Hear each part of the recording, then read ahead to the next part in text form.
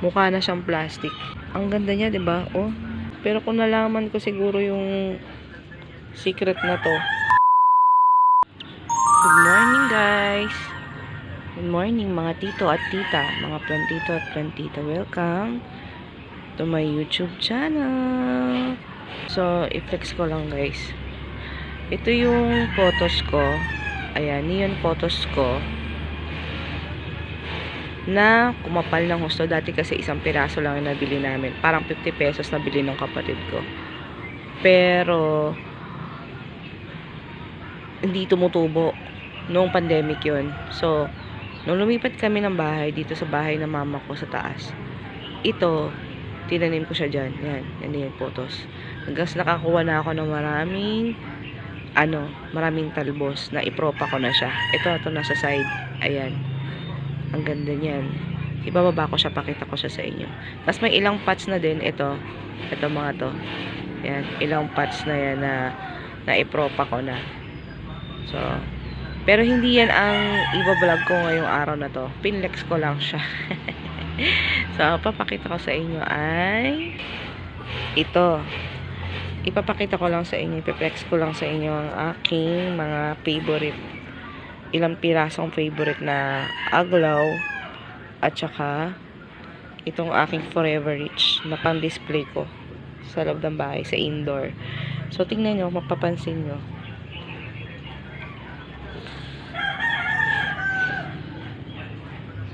Ayan, habang nagkakape ako. Ito, pinagtripan pa siya ng pusa. Oh. Ang ganda nito kagabi eh. Ayan. Pinutol na naman ng pusa.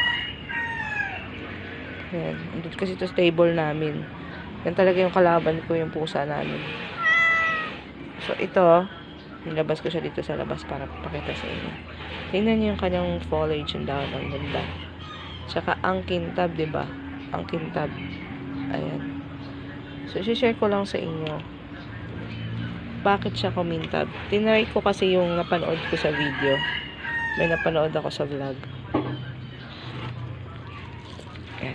Ayan, diba? Ang ganda niya. Ang ganda niya. Ang dahon niya, oh.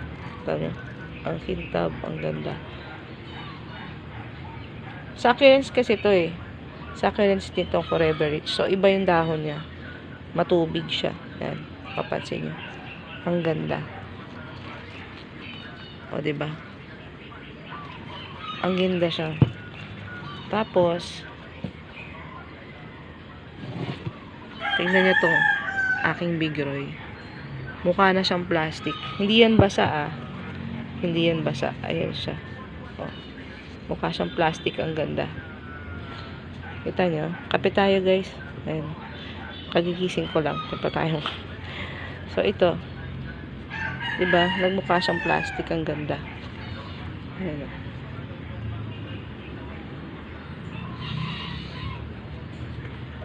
Tapos ito yung simpleng red lipstick. Ang ganda niya, diba? Oh. Mukha siyang, hindi tunay. Naalala ko nung bata pa ako.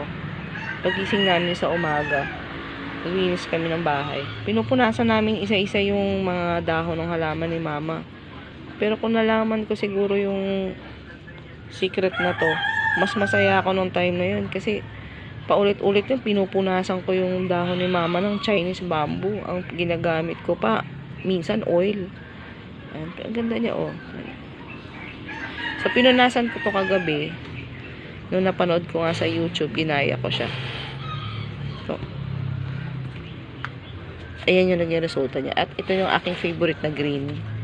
Sa green na aglaw ko. Kasi ang laki ng dahon niya. Ang laki ng dahon niya. Diba? Tsaka yan, ang ganda. Ang ganda nung kanyang foliage. Lalo na nung pinunasan ko siya. So, ano ba tong binabanggit ko? Paulit-ulit. So, ano ba yung binabanggit ko paulit-ulit na ginamit ko? Ito ay ang itlog. Ayan, itlog. So, napanood ko sa YouTube. Ayan, ang mga sikat na YouTuber. Nilalagay lang nila sa konting tubig. sa tubig. Nilagyan lang ng konting itlog. Ito siya. Yan, kinanok ko siya kagawin. Medyo nag-iba na yung kulay kasi pinahid-pahid ko na sa dahon. So, yung ibang dumi ng dahon nag-transfer na dito. So, ganun. Yung egg white, ilalagay mo lang siya dito. Ilalagay mo lang siya dito. Yan, konti sa tubig. Tapos haluin mo. Yun na siya. Ipapahid mo siya sa dahon. Pag tumayo. Pag natuyo na siya, ganyan na siya. Pero mas maganda sana, linisin niyo muna yung dahon para, para mas madali siyang punasan. Tayo din yung pintab. Pwede na siya makipagsabayan sa mga magagandang halaman. Actually, hindi pa nga masyadong maganda eh. Ilang piraso lang dahon ng aking Big Roy. Pero ang ganda niya. Tingnan niyo tong half moon ko. Ang ganda-ganda niya, di ba? Iba yung nabibigay na saya ng halaman, lalo na pag bagong punas. Pag makintab, tsaka maganda. Pang display. Ito nga, simpleng-simple, pero napakaganda. Tingnan. So, sample ko siya dun sa aking pinakita sa inyo kanina na photos. Hoy, may kalaban. Muli kang kalaban ka. Kung pwede ka lang iulam na kita. Ang dami-dami niya dito. Ayan yung umuubos ng mga halaman ko. So, ito guys, yung sinasabi ko na mga kinuha ko dun sa, ito, iba to, giant photos to. Ayan, na to, mga 1 week ko na siya na-propa. Try natin dito yung, sabi kong, itlog. Ito ko lang sa inyo, flex ko lang siya.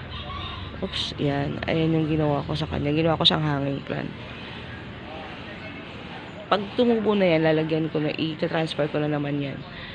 Tapos lalagyan ko ng pole para gumanda siya. Dito ko siya pala planong pagapangin. So, kunin na natin yung isa. Yan. O, dalawa. Punasan natin ng itlog. Nakikita ko sa inyo yung diferensya. So, now, ito siya. Yan, wala pa siyang itlog. Hindi pa siya napunasan. Yan, hindi pa. So, makikita ko sa inyo kung paano siya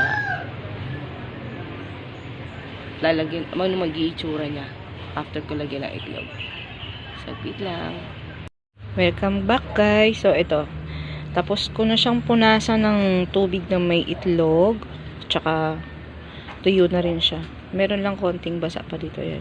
Pero, halos na tuyo na ito. Ayan. Tingnan yung pagkakaiba yung kanina saka ngayon. Ito yung giant photo. Ayan, tingnan mo. Ayan yung kamay ko. Ito siya. Ayan. Ang ganda niya, diba? Oh, sobrang laki niya. Hindi naman sobrang. Malaki siya. Ayan. Tsaka nakakatuwa kasi ang ganda talaga. Ayan na, makintab na siya uli. Nilagyan ko siya ng itlog. Pinunasan ko na ng ating magic potion. At ito naman yung neon na mapapansin nyo guys. Tingnan nyo siya. Ayan. Yung pinanggalingan niya, yung mother plant niya, maliliit lang ang dahon, pero siya ang laki. So, ganun pala pagka talagang sa lupa na siya nakatanim. Ayan. Garden soil lang yung soil na ginamit ko. Ito, ang ganda na nung ang ganda na nung dahon, lalo siyang kumintab. Ito, tuyo na siya. Ayan. Lalo siyang kumintab. Diba? Pwede mo na siyang pangsosyalan. Ayan. Pwede na siyang pangsosyalan. Pwede na siya pang photoshoot. Diba? Ang ganda. So, kung pwede siya sa lahat. Pwede siya sa dito sa ating Forever Rich. Pwede siya dito sa Aglo. Pwede rin siya sa photo. So, pwede siya sa lahat. Ang ganda. At ang ganda niya. Hindi pati siya masusunog sa araw kasi hindi siya oil. Hindi ka matatakot. Natural siya. So, ayan. Yan na siya lahat. Diba? Ang ganda. So, nagustuhan nyo ba guys? Kung nagustuhan nyo ang aking video, baka pwede na po paking consider na ma-like Bago pa lang po ako sa pag-YouTube. So, sana po magustuhan nyo. Nakinabang kayo sa aking tip na nakuha ko lang din. So, pag may nakukuha akong tip, isi-share ko palagi sa inyo. Ayan. Sana consider nyo paki-like and subscribe. Bye-bye. Thank you for watching.